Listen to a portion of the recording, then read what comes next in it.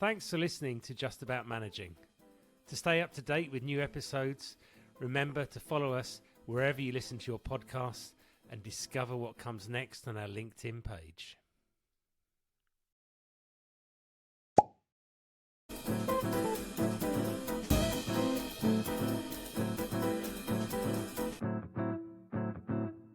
Hello everyone, and welcome to another new episode of the Just About Managing podcast.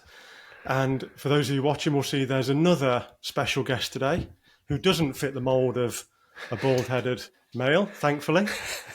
So we'd like to welcome Lucy to the podcast, Lucy Mullins. Now, I'll let Lucy do an introduction for herself in a second to give us a bit of her background and what she's doing at the moment. But I think it's fair to say for Chris, John and myself, in one way or another, Lucy has had an influence on what we're doing now, how we're doing it, and the shifts that we've all made in various ways. And I'm sure we'll come on to that as we start to dig into the discussion in the podcast today as well.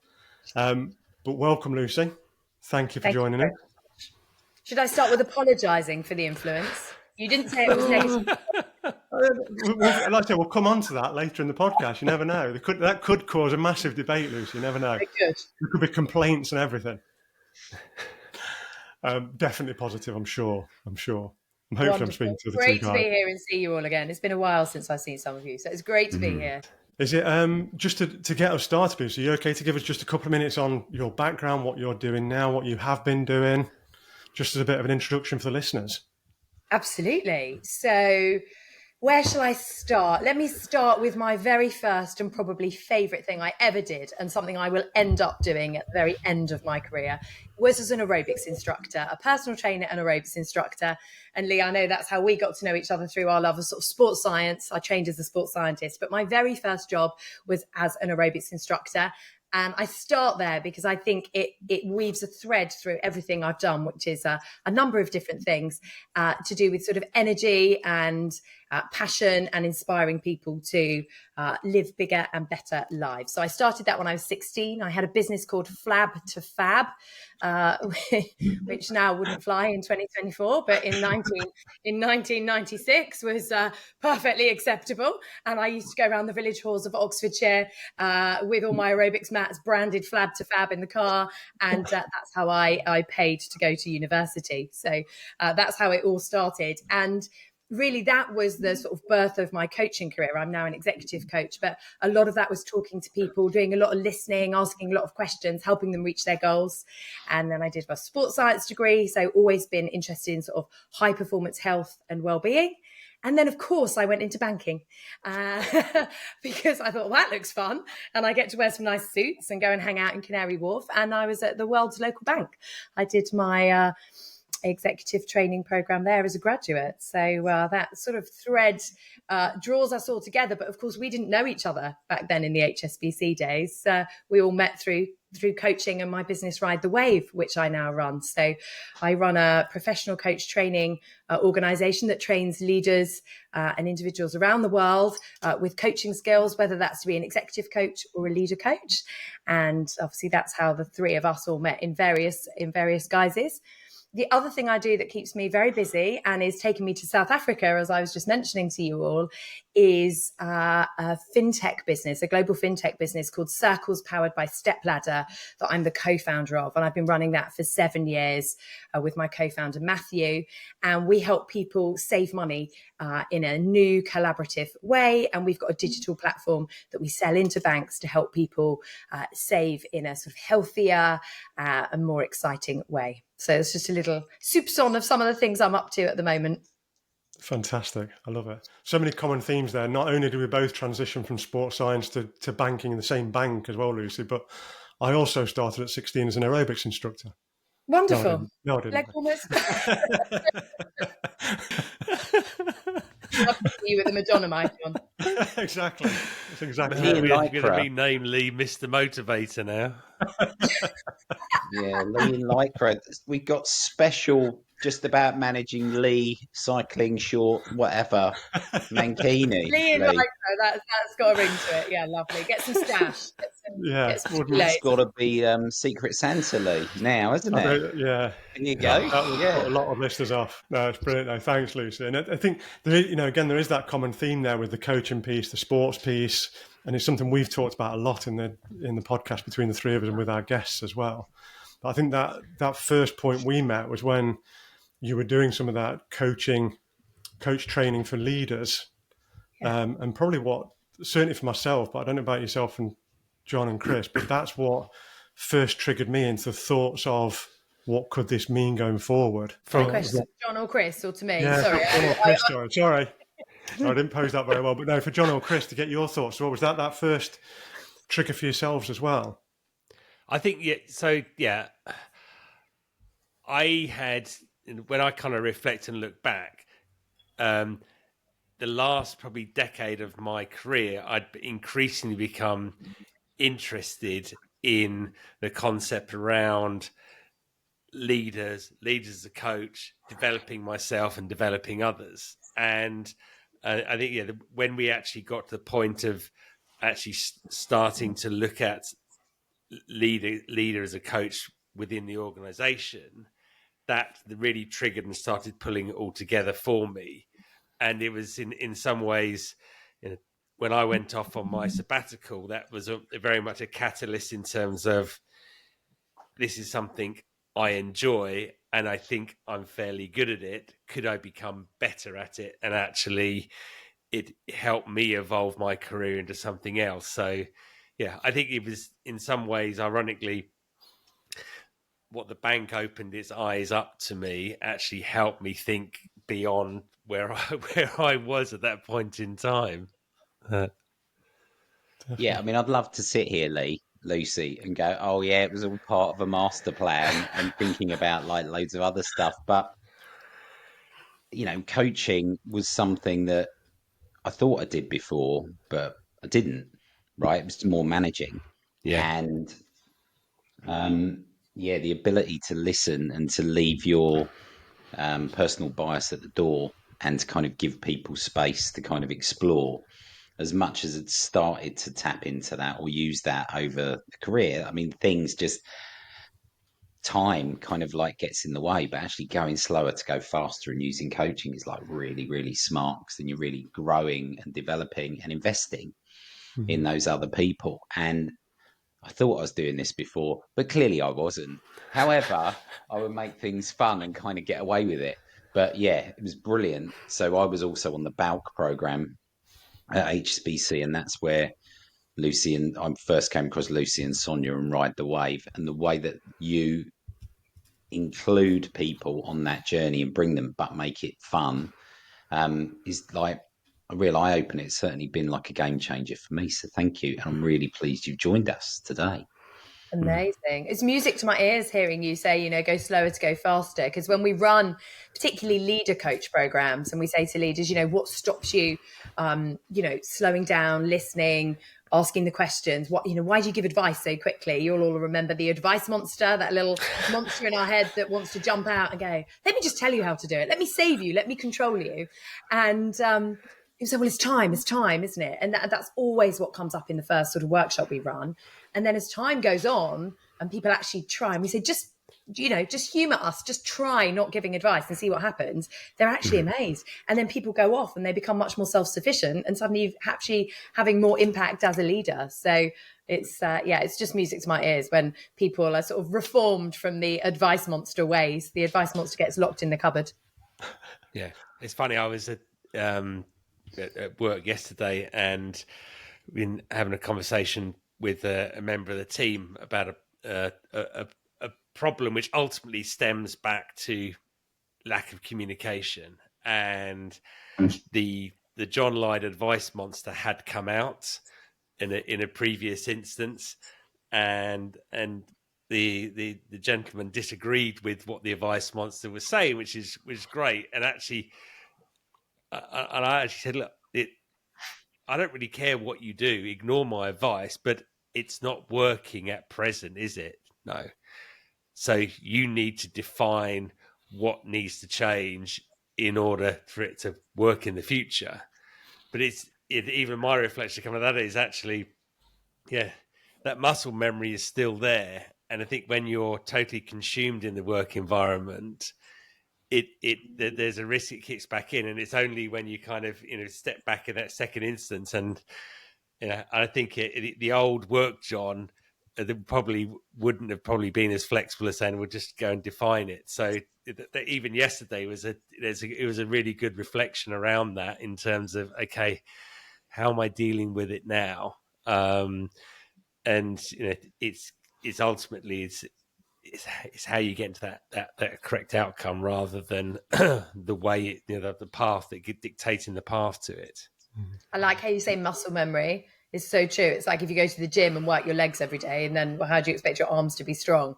And the asking questions habit is just weaker for most people in all walks of life. Parents, I'm an auntie, I'm a proud pank, professional auntie, no kids, but I do it. So I do it with my little people in my life, and any parents listening, it's easier to tell someone to put their coat on and do this, rather than to just stop for a second and ask some questions. And so I notice myself doing it all of the time when I've not got my professional coaching hat on, because it is a stronger muscle, and I think that's a good way to think about it.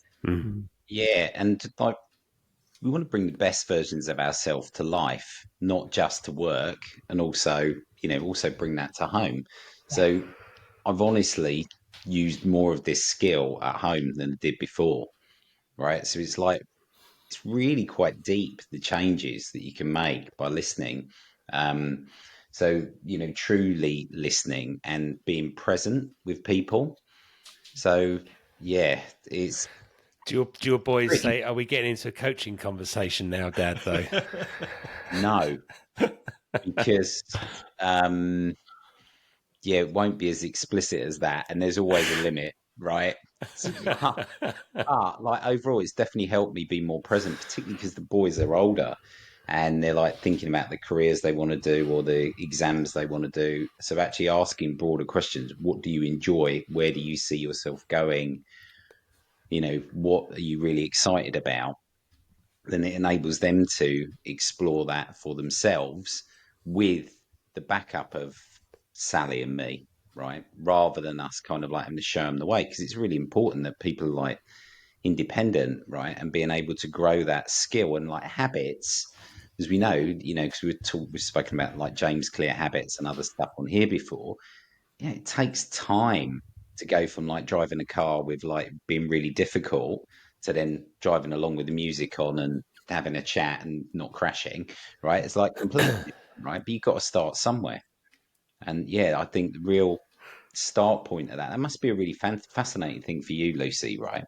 To kind of see that journey, like between, so when you guys run like a Ride the Wave or other stuff, or even when you're coaching people around step ladder, how long does it take to kind of get to that tipping point, do you think, when you're working with people?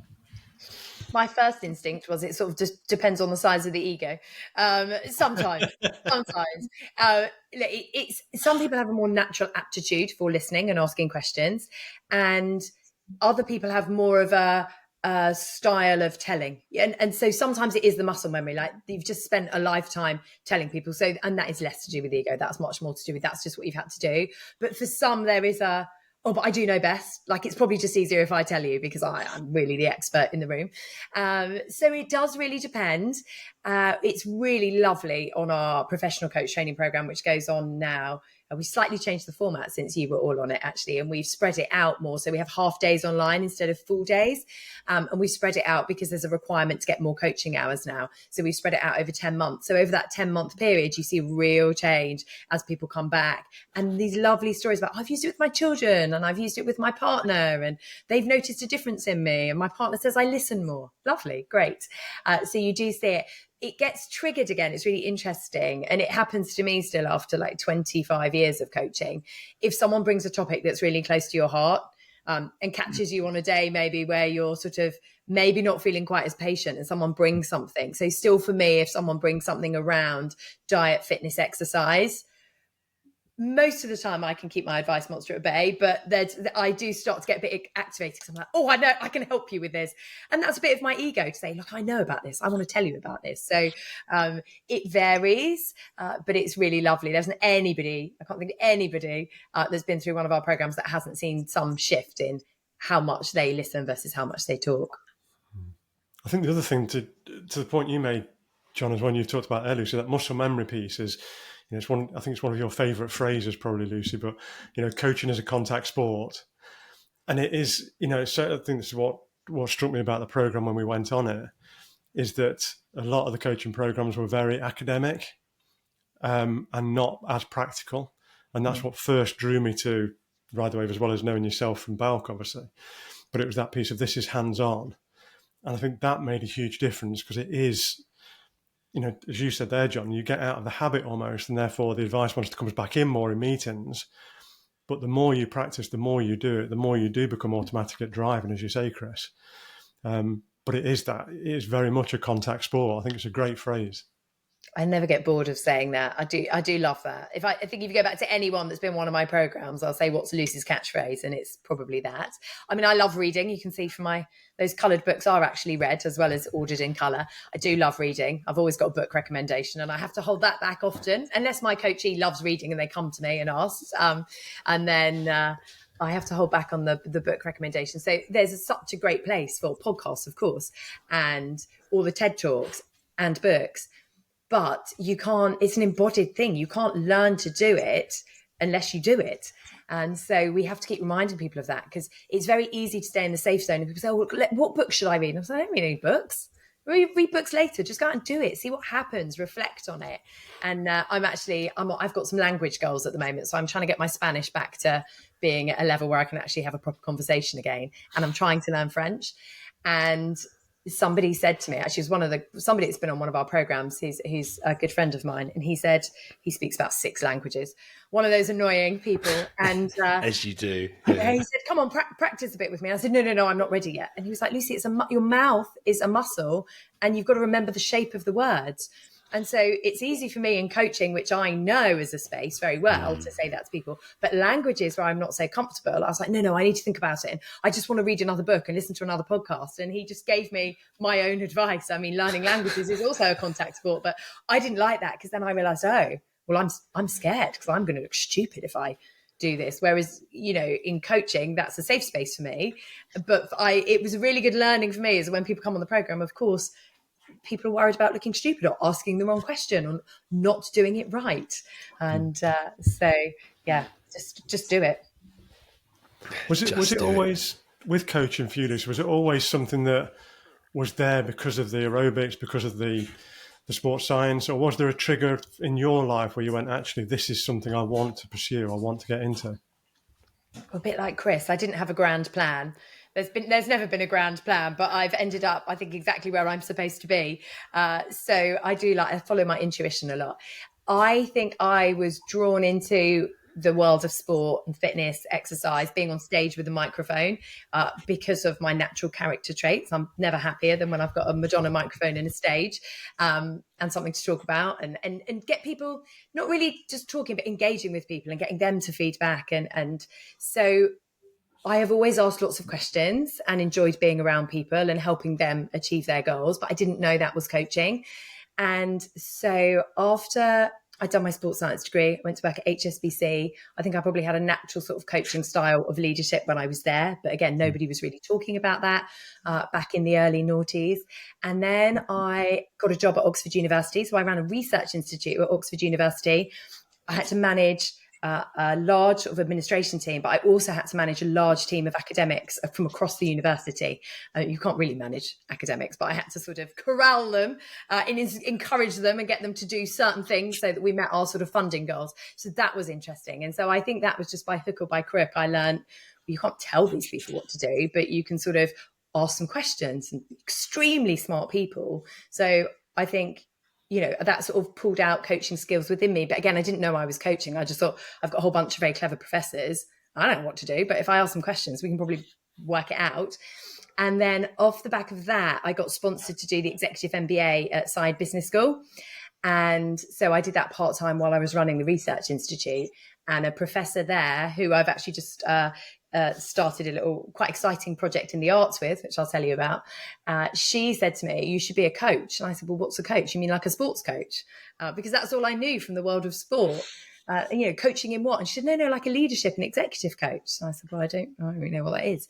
And so she introduced me to somebody who was running a coaching program up in Oxford, and I joined that, and I did it straight off the back of my MBA. So I was call it like a 1-2 punch, really, in that I got the sort of MBA, the technical knowledge, and then sort of put the sort of emotional knowledge around that. And a lot of it felt very natural to what I was doing. And a lot of it, I was like, oh, wow, I didn't know that. And the neuroscience and the psychology all sort of plugged together. So, yeah, huge thanks to Dana Brown, who was my professor at Oxford, that said, you should be a coach. Because here I am now doing all of these things that I love. That's amazing. Come and tell us about you said the arts bit. What said that you were doing? Listening. Thanks, John. So I've got a really exciting collaboration with a company called Centre Stage, which has been, I've been helping Dana, my old professor, and an opera singer called Lucia Cesaroni, who's based in Canada, set up. And it's this idea of how do you bring the arts into business, really instrumental for leadership, for sort of creative, innovative leadership. And I like the parallel with arts and sports. So this idea of like high performance, how do you overcome imposter syndrome? How do you walk into a room and own the room with the energy? What can we learn from the world's leading musical theatre, opera, dancing stars? What do they have on stage that we can bring? So we're running a program in collaboration. So Ride the Wave are training the artists at Centre Stage with coaching skills. And then we're giving them business skills as well through the Centre Stage program. So they're getting like a business education. And we're bringing all that together to then deliver sort of artist coaches out into the workplace. And I really love sort of from the innovation side of how we can learn from the sports world, from the arts world. So that was really exciting. It was really lovely to be doing something with Dana, who was sort of 12 years ago, the person that said to me, have you thought about being a coach? And now we're doing something together. I love how those things sort of come around in circles. Yeah, that's really fascinating because it talks about different strengths of different backgrounds and then natural abilities that people have, and they're different. So how you really create the best levels of performance out of individuals and teams is really to, if you've got somebody who's really good at one thing on one hand and not so good on the other, and on the other side you've got the inverse. That's a fantastic opportunity to stack those skills like on top of each other, right? And learn from each other. So cross coaching. Do you think it'll be interesting just out of, like how you see like mentoring and coaching working in that relationship, right? Because those guys are clearly going to have this like massive, theater kind of advice monster going, it's this, right? Which is more like maybe in a mentoring style versus coaching and other people. It'd be really interesting, how that works. And also you've got the business people trying to teach the theatre people. And potentially you've got this like bigger deficit in those starting skill points. Yeah. So I haven't asked the question in all that blurb, right? As ever, the chaps will tell you. So, so maybe there's two questions here. One is around, mentoring versus coaching, thoughts on the times for each of those. Yeah.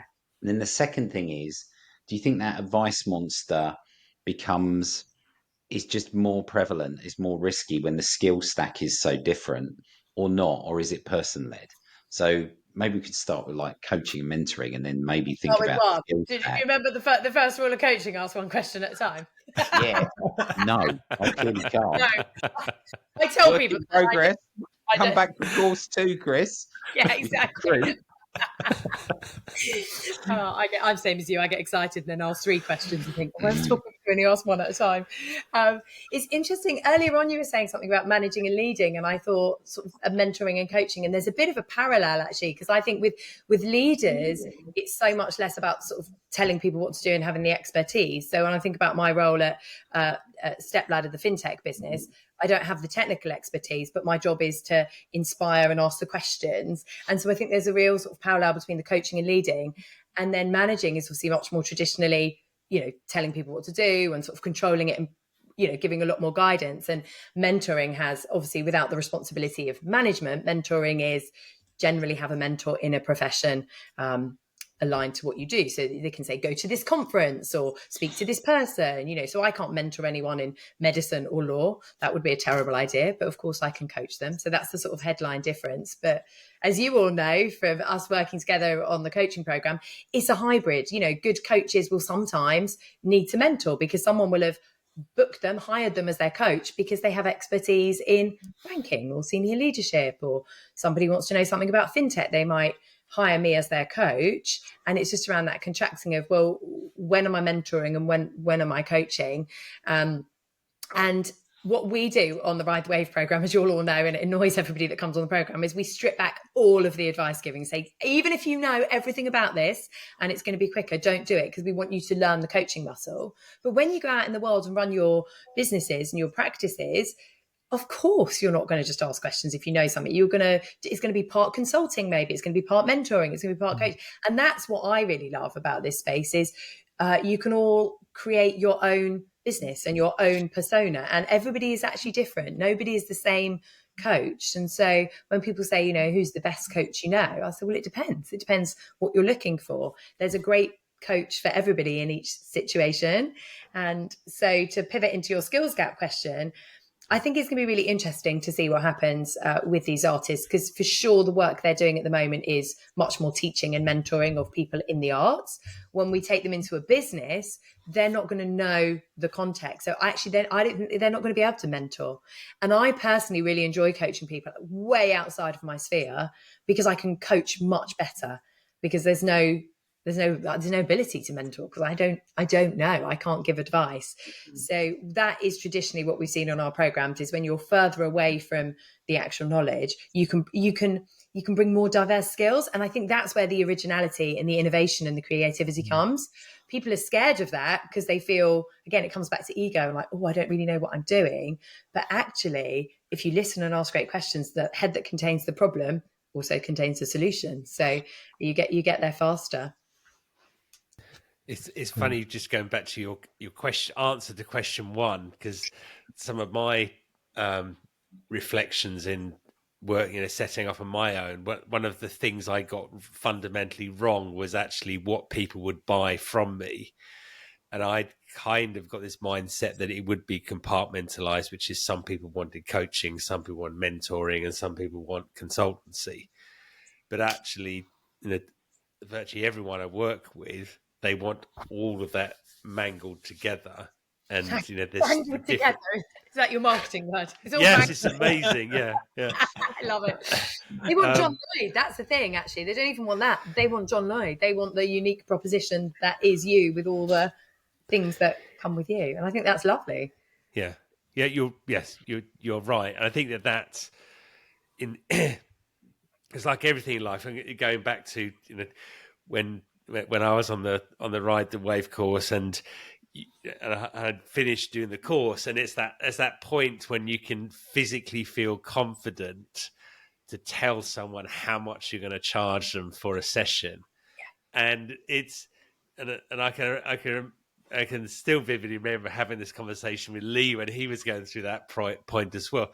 And it's for someone that collectively we've all been very successful in our careers, that it's a huge belief point that actually you're going to get over that point, and actually you're no longer going to say my coaching's free, I'm going to charge you X. And in some ways, once you've done it, there's this huge kind of sense of relief and belief as well, getting to that point. But it's then making yourself realize, to your point, is actually, well, they're not just buying you as a coach, they're buying you. And I think that's, you can only build that belief through yourself and understanding yourself. Would you say that's been the hardest point in your transition for all of you out of corporate life? That sort of saying, right, this is what I cost. Yeah. Yes. And this is why I cost this. Yes. Yeah. And how much this is what I'm doing as well. I think, John, to your point there, we're given those titles in a corporate world of, you are COO, you are managing director in operations, you are IT director. And then you go out into the world and it's like, well, who is Lee Smith? And I think I've said to all of you probably, I remember, walking down the street here with the dog and somebody saying, "Oh, what are you doing? Have you retired?" And you're like, well, I might look old enough to retire, but I've not retired yet now, and I can't afford to. And they said to me, "What are you doing?" And I said this for ages to people. My stock response was, "Well, I used to be IT director at HSBC, Wow. Yeah. and now I'm doing a bit of," and it had all come out mumbled, a bit of coaching, a bit of leadership development, and a bit of this, and I didn't know. And I don't know what the tipping point was, in all honesty, but as you said, John, it was almost that it got to a point then when you started to, probably, Chris, we've had the conversation as well, where you start to believe in yourself that bit more, you start to get a bit of work in, and all of a sudden people ask you and you go, "So what are you doing?" Then you go, "Oh, I'm an executive coach and leadership development consultant." And it's like, God, where did that come from? What happened? It's funny how it's hard to say that until you've done it, though, isn't it? That it's somehow. I got given a great piece of advice by somebody when I was doing my MBA, and I was about to transition out of Oxford and set up my own thing. But it wasn't really planned. It was like, I don't want to work here anymore, so I'll just hand my notice in and see what happens. And it was a combined piece of advice from somebody. I can't remember exactly what they said to me, but I remember exactly where I was standing. And I just watched the Amy Cuddy, very famous viral TED talk on fake it until you become it, and the whole sort of power poses thing. And so I combined those two things, and somebody said to me, I bumped into them in the executive education suite at Oxford, and they said, "Oh, what are you doing?" And I just handed my notice in, and I thought, oh my God, I've got absolutely no idea. And then somehow these two pieces of information came together in my head, and I said, "Oh, I'm running wellbeing workshops for companies, high performance wellbeing, drawing on sports science background." And I wasn't, but I was going to. So the only bit I missed out was "I'm going to." And I think that made all the difference, because he said, "Oh, fantastic, I need that. I'll drop you an email. I'd like to hire you." And that was like one of the first things I did. I honestly think if I'd said, which would have been my standard answer, like, "Oh, I'm thinking about, I'm going to," tiny little word. And I love this stuff in coaching, these sort of deminimizers. It's just got such lower impact when you say, "I'm going to." It's like, "Oh yeah, well, I'll call you when you do." We say, "I am." And, I've told that story a couple of times in public, and I think, oh God, does that sound like I'm lying? And it's not. It's just confidently asserting what you're going to be doing. So you're not then going to misrepresent if they say, "Well, who have you worked with?" You're not going to misrepresent that, but it's just in the tone of the way you say it. And people do this all the time in coaching. "Oh, well, I'm thinking about, I might." It's just, and I think, get rid of those. Although I've now just looked up to the top of the screen and seen "just about managing," which I love as a this is about managing. But I know you've got lovely play and words in there, but these minimizers make a difference, right? And it feels good, doesn't it? Like you were saying, Lee, when you say, "Oh, I'm doing executive coaching," great. Some people know what that is. I mean, what's your experience of that when you tell people coaching? Do people know what it is? No, it's I think mixed. I think some people do. A lot of people then say, "Oh, so you're training." And it's like, well, no, it's like, and then you can explain it. But I think it goes, again, I've said this to a few coachees when they're talking, it's some people saying, "Who am I?" And when I tell my friends what I do, how do I explain it? And it's like, well, most of the time, this is probably casting big aspersions, but most of the time when people ask you what you do, they're not really interested. You know what I mean? That includes us when we're talking to him. It does. But it's that classic of, and this coachee who was talking to me was like, when I'm with my friends in the pub and they're talking about what they do, I can imagine what they do because they're very distinct roles. When they ask me, I'm not sure. And the reason I say that is when people ask you that, if you're in the pub at times, when I said I was, led a team of IT developers at HSBC, people go, "Oh, right." And then they crack on with another conversation about something completely different. And I think we can overthink that piece, but it does become part of us. That was HSBC was very part of my identity for a long time. I don't know about yourself. Yeah, massively, right? So I think there's personally on this journey's like slightly different because like last year I found it like incredibly, really, really like dark, tough times, like kind of feeling like unfair. I'm off the kind of like financial services and that stuff because I really enjoyed that work. And therefore resisting and trying to manage through that change, it was like really, really difficult. And a lot of my identity was tied up in that, right? So I didn't really know what my purpose was. I couldn't really say what that was, and therefore, what am I doing now? Because before it was what I do is X, and how we do it is Y. So, but the why for me really wasn't like there, and I hadn't really found that, and kind of had to kind of like really think about that over time. So, yes, what I do is I'm here to create great places to work, places that teams enjoy working in, people have great careers in. And that's always what I did, but now I can say that, right? So I think what's quite interesting is to actually be able to. It takes time to go through that process to understand what that is, and that means, coming back to the earlier point, it could be a number of or a blend of multiple different things, depending upon what the need is and depending upon what the challenge is. All right. So something now I'm coaching in groups where it makes sense, coaching individually where that makes sense, running like on-site things with teams where that makes sense. But with this overall thing of this is going to be fun, and I want to help you guys do stuff that's really great, not good.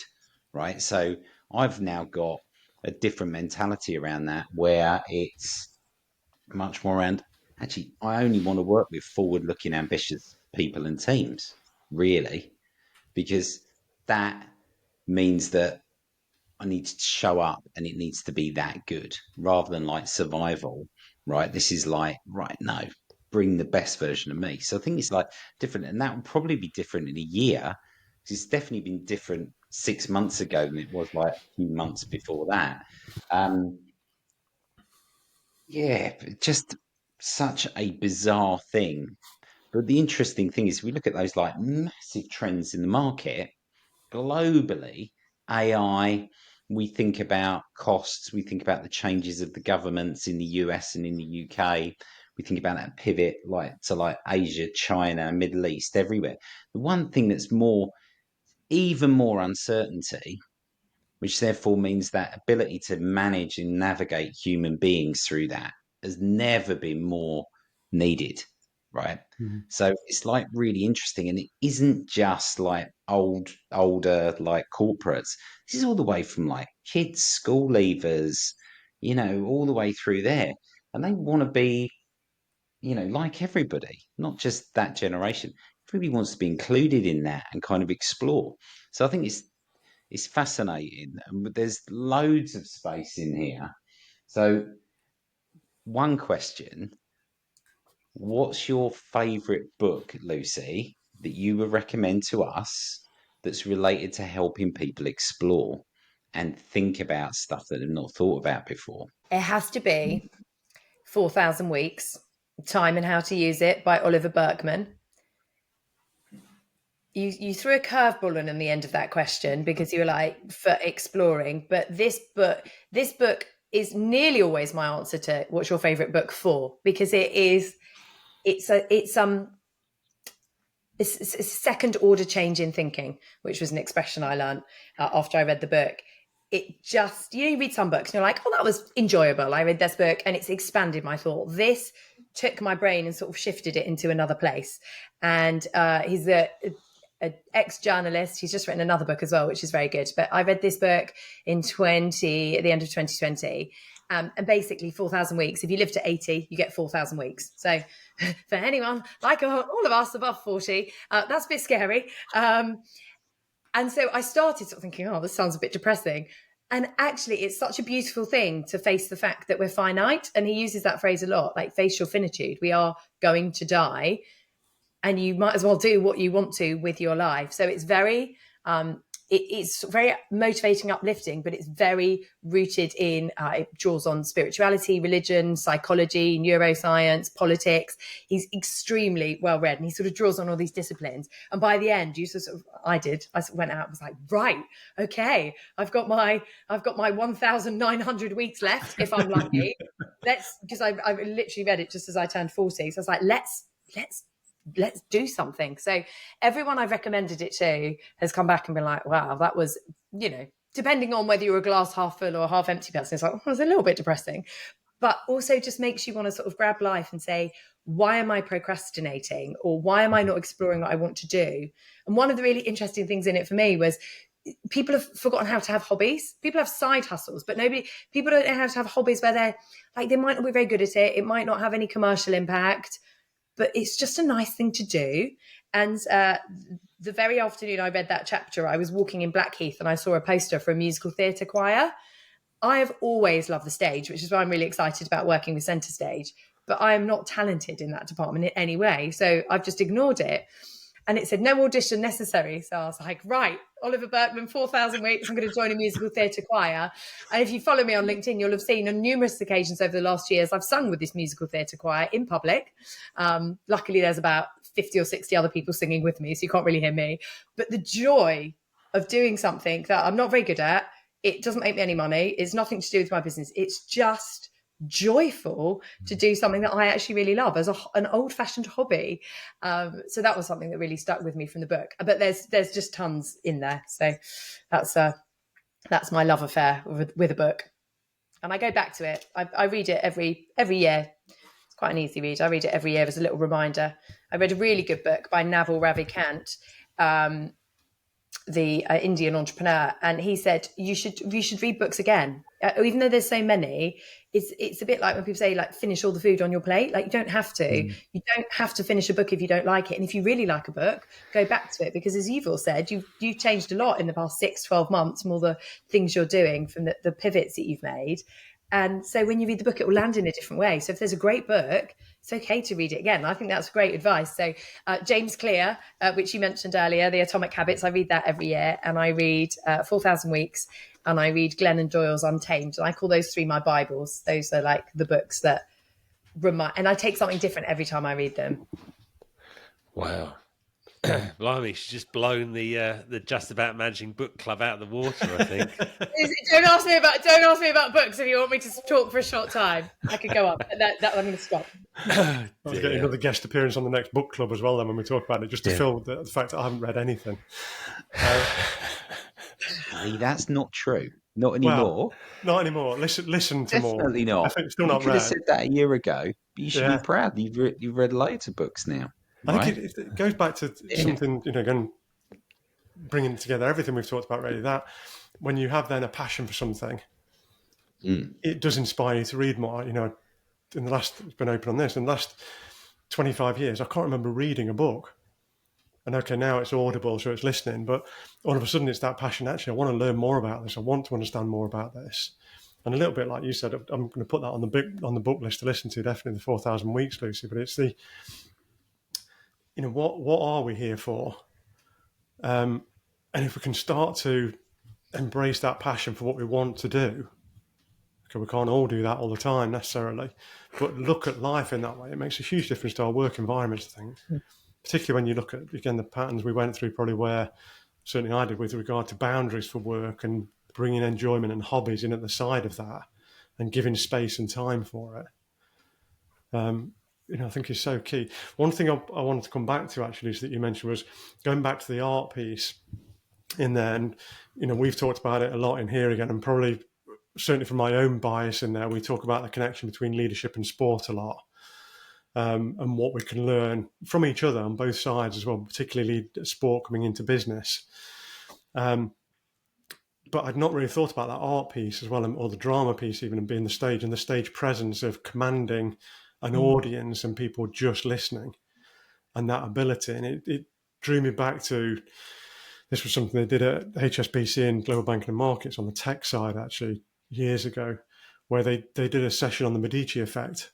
And it was very much about bringing together those different disciplines, completely disparate businesses, ideas, worlds together, and what forms out of those as a result of that disparate effect. And I think one of the guys who, again, probably sport bias again, sorry, that resonated in there was someone came to talk, and he was ex-head of Jaguar Formula One racing.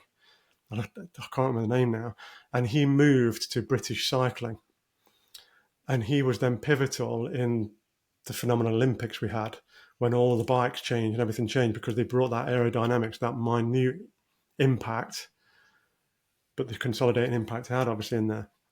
but I think it just drew back to that. What can we learn from all of these different, supposedly disparate disciplines that can bring back into business and get people better at leading, people better at presenting to an audience, telling a story. And I think there's so much to explore in there for business, particularly. I So love there wasn't even a question there. That was just a long rant, wasn't it? But no, you know me, I've got something to say. I mean, that's the job I had at Oxford when I ran the Research Institute. That was the first interdisciplinary institute in finance in the world. And so we pulled together computer science, economics, the business school, maths. This was unheard of to have all of those disciplines back then working together, and especially all those egos of the academics from across humanities and physical mathematical sciences. So we had an institute, we had 8 departments in total working together, and then we had a hedge fund, a corporate hedge fund, who co-located with us. So it was academic industry collaboration. So what can we learn from each other, but across all the different disciplines? And that's really where my love of sort of interdisciplinarity, kind of mixing it all up. How can an executive coach and sports scientist co-found a fintech business? Well, actually, I have a lot of different views. I had a lot of imposter syndrome at the beginning because my co-founder, Matt, he's an ex-hedge fund guy. He's got huge financial knowledge. He set up a business before. And I was like, I should be more like Matt. And thanks to much coaching, actually, probably from some of you, and whenever I'm paired up with someone in a Ride the Wave coaching session, that's come up over the years of like, I'm not clever enough. Like, I don't know enough about finance to be running this business. And it's like, no, actually, but you know a lot about lots of other things, and it's the two together. So I'm a big fan of the disparate industries and what they can do for each other. Yeah, that comes back to the skill stack, doesn't it? Yeah. And like truly diverse teams have got different strengths and different skills, and then how they operate is important. So if you build that coaching mindset and that space, then hopefully the management that's involved in that business, the relationships are really, really key, aren't they? Because you need to be able to give people the safe space to use those skills and not kind of like manage them out of them, or kind of like, it needs to be like this. No, you've got to let people have the creativity to bring their strengths to the fore. Yeah. And like, that's like really tough. Yeah. Particularly if you've got like a really like difficult challenge, and one leader's like very, very like dominant. So yeah, and they're probably not open to the coaching or like changing stuff. So goodness knows. That's But often you're dead right. Yeah. The people that need the coaching the most are often the most resistant to it. So, I don't need a coach. And the people that are actually already self-aware and interested in asking themselves questions like, bring it on, give me more coaching. So I do definitely notice that. Yeah, that's a common thread, isn't it? Can I ask a slightly tangential question? So you're obviously, yes, you actively run 2 businesses. You're actively working as an executive coach, and you do speaking and lots of other things as well. And you have a busy personal life. How do you manage all of that and stay on top of it all without it all collapsing around you? That's a question I'm most often asked. And I normally say to people as a starting point is I don't live with anyone and I don't have any children. So that in itself, like if you live with someone and or you have children, that is like a whole extra job in itself, I think. So it makes more space to do those things. I only have to worry about myself. So it makes managing, I'm extremely selfish, and I say that in a very kind way to myself. I don't use it as a selfish word. It's lovely. I've chosen to be selfish, so I can do what I want when I want to. And the foundation of it all, you won't be surprised to hear, is exercise. Nothing works if I don't exercise. So sleep, water, exercise, and then some days, some weeks, everything is smooth sailing. Some weeks the waves are very big and it's very choppy and I fall off my surfboard. And it's about having great people around you. So I've got great people in all areas of my life, 2 amazing co-founders. We support each other at Ride the Wave and Stepladder, and a brilliant team at Stepladder. And it's all the lovely stuff. It all sounds a bit obvious, but it's great people. It's having great people around you and knowing your own strengths, like that self-awareness of knowing like what to get involved with and what not to get involved with.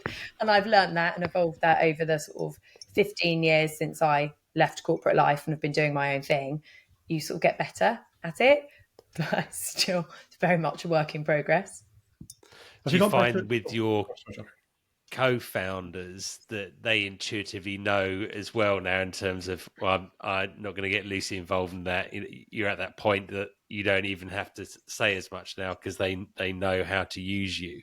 Yeah, and so, well, Sonia and I are actually very similar. We have a lot of similarities. So what we've done is built a team around us at Ride the Wave that do all of the things that we're not so good at. So, you've seen us. We both like performing. We both like being on stage and energizing and elevating and talking about what we do.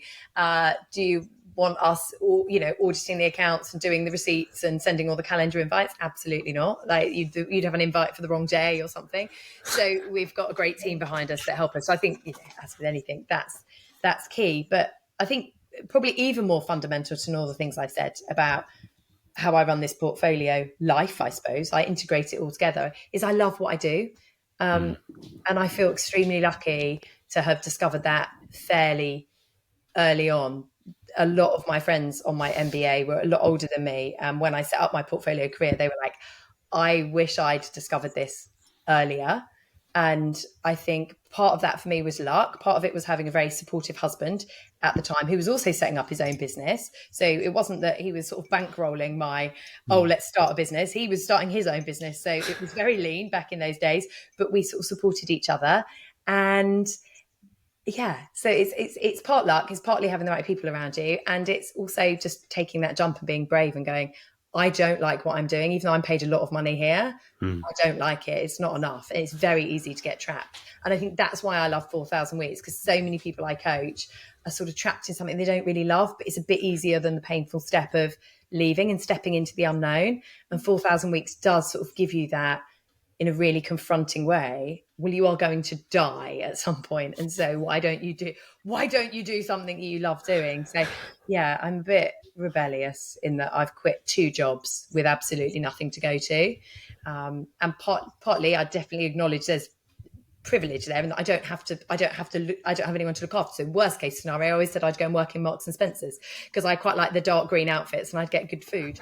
So that was always it's not that like there's money floating around that was going to be like, oh, I can just live off of this magic nut. There isn't, from a very simple background, but I know that I could get a job and earn some money. It wouldn't keep me in a life that maybe I would love, but there's a job you can go out and do. So it's about taking that risk. But I definitely acknowledge when I talk about this, I realise it is quite different for me because I don't have a family to support, and that is different. But there are also ways, and it's all about having the right people and support around you, I think, to encourage you to take managed risks, I suppose. Thank you. Yeah, I completely agree with you. Sounds like a great way to almost wrap up the session, I think, just that managed risk piece and go after things that you really want to do and enjoy. Not saying everybody should leave the corporate world. I'm not sure that's the best idea. But I think it's yeah. And I think another great point, have great people around you that you can just talk to, whether they're independent or whether they're family or friends again. That's that's quite a lot of our conversations. But build an army of cheerleaders. There's enough sad news around out there, right? Build an army of cheerleaders around you and hang out with people that elevate you. Completely. No, thank you very much, and thank you, Lucy, for a great conversation in there. Just to quickly round us off, if people want to find out more about what you're doing with Ride the Wave and Step Ladder, how can they find you? How can they look at that? Yeah, find me. Best way is find me on LinkedIn, and you can see everything from there. So it's Lucy Mullins on LinkedIn, and you'll find a Ride the Wave and Circles powered by Step Ladder on there. Thank you very much. Fantastic. Thank you, Lucy. I think the one thing as we were talking then, I was thinking, I'm not sure, I said at the beginning of the podcast that you've had an influence on all of us in one way or another. As we started talking, I don't think this podcast, and I'm not sure this is a positive or negative for listeners, I'm not sure this podcast would have existed without yourself, Lucy. Wow, that's quite something. I know. Yeah. I was thinking back to when we all left. Obviously, John and I ended up, unbeknown to both of us, on the same Ride the Wave program. And you actually kept us apart in that program from a triad perspective, thinking that there might be a conflict with both from HSBC. And it was only at that point that we really connected properly. Mm. And then Chris, I think we then connected, obviously yourself and John were talking, but we then connected via conversation you were having with Lucy as well at the same time, probably. Yeah, you are the mother of Just About Managing, Lucy. Look at that. There you go. Turns out I do have a family here, right here. Oh dear. The three bald boys. Yeah, there you go. Wonderful. I love it. And at this point, you should probably tell listeners that this is your very special episode, because this tips you over into a small minority of podcasts, right? It does. Come on, Chris Stato. Yeah. So when we had episode 10, I shared a fact, right? So apparently most podcasts, when they start, don't get very far. Okay. And there's a couple of key points, episode 3 and episode 10, and these kind of like narrow down the amount of podcasts that keep going. And if you get past like a certain number, you're going from 100% of podcasts down to 10% of podcasts. And this is, drum roll. Actually, let's all do a drum roll. We got one. This is episode 21. And that means that we are now in the 1%. We're in the 1% club of podcasts that make it to 21. So go us, and we could show off in front of our mum, who'd be very proud of us. You've been to 22 now after I've been on, and everybody doesn't switch off. Oh, Brilliant. What an absolute delight to see you all. Thanks for having me. No, thank you. Thank you for coming. Thank you very much. And thanks again, everyone, for listening. This week, we've been Chris Dingle, John Lloyd, Lucy Mullins, and myself, Lee Smith. And you have been listening to the Just About Managing podcast. Thank you, everyone. Goodbye. Thanks for listening to Just About Managing. To stay up to date with new episodes, remember to follow us wherever you listen to your podcasts and discover what comes next on our LinkedIn page.